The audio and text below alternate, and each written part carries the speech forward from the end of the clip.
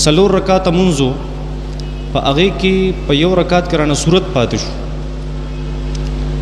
نو مونځ دوباره راوګرځو ما نه دوباره ولې راګرځې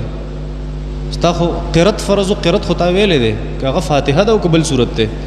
قرائت تی کړی دی خو صرف دومره ده دا مونږ چې ورته ډک رکعت وایو په دې کې د صورت فاتحې سره صورت ملاول دا سنت دي که پاتې شو ده نه په قص نه که پاتې شو ده نه د مونځ د راګرځولو ضرورت بیا نشته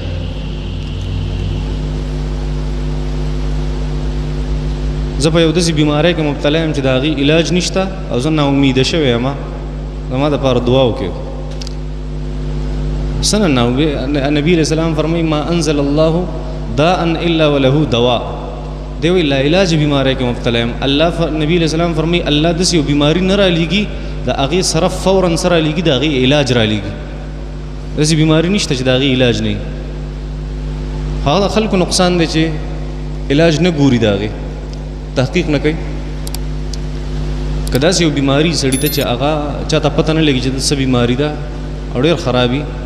نو ملا جیون رحمت الله علیه په خپل تفسیر کې د حضرت علی رضی الله تعالی عنہ یو قول نقل کړی چې ښځه د خپل خاوند له د خپل مهر نه لږې شان پیسې ورکړي او په هغې د هغه ګبین والي شهد ګبین او هغې ګبین کې دی ځان له شربت کې او هغه د سکي د مهر د دې مال دا خصوصیت ته چې د تمامي بیماری به سره ختم شي وصلی الله تعالی علی خیر خلقی محمد و آله و اصحابه قرآن یادو ما او بیا رانه هیریږي د هغې د حفظ کولو صحیح طریقه پنځه آیتونه مبارکه یادوه حدیث کې راځي بهقي شریف کې روایت دی چې من حفظ خمسا لم ینسا چا چې پنځه آیتونه یادول د قرآن مجید بیا به چرته هم هیر نشي نبي علیه السلام فرمایي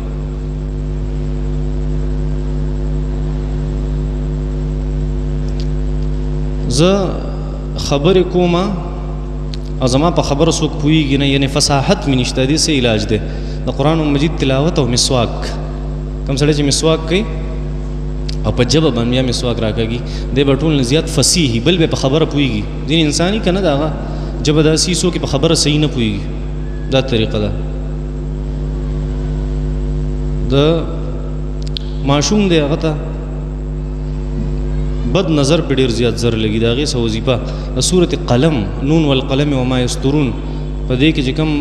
آخري آیتونه مبارکه دي وإن يكاد الذين كفروا ليزلقونك بأبصارهم لما سمعوا الذكر ويقولون إنه لمجنون وما هو إلا ذكر للعالمين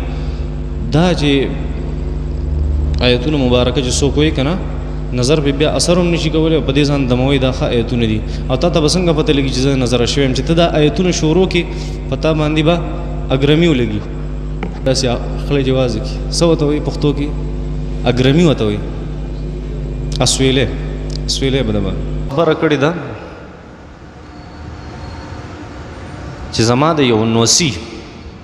یو جینۍ خوښوه او ما ورته وایي چې دې جینۍ سره به واده نه کې خو ټول خاندان په دې باندې رضا و چې د جینۍ سره یې واده وکړي او ما دا خبره کړې وه که زما د نوسي د جینۍ سره واده وکړو نو زه به کافره یم اوس د نکاح خو د هغې شوې ده او د هغې واده دی او زما خاندان زه مجبوره کړی یم په دې باندې چې ته به په دې واده کې خامخا شرکت کې زه به اوس څه کومه نو ګناه دې کړی دی چې داسې قسم دې خوړلی دی اوس په دا قسم مات کې او دې کفاره به ورکړي دا قسم دی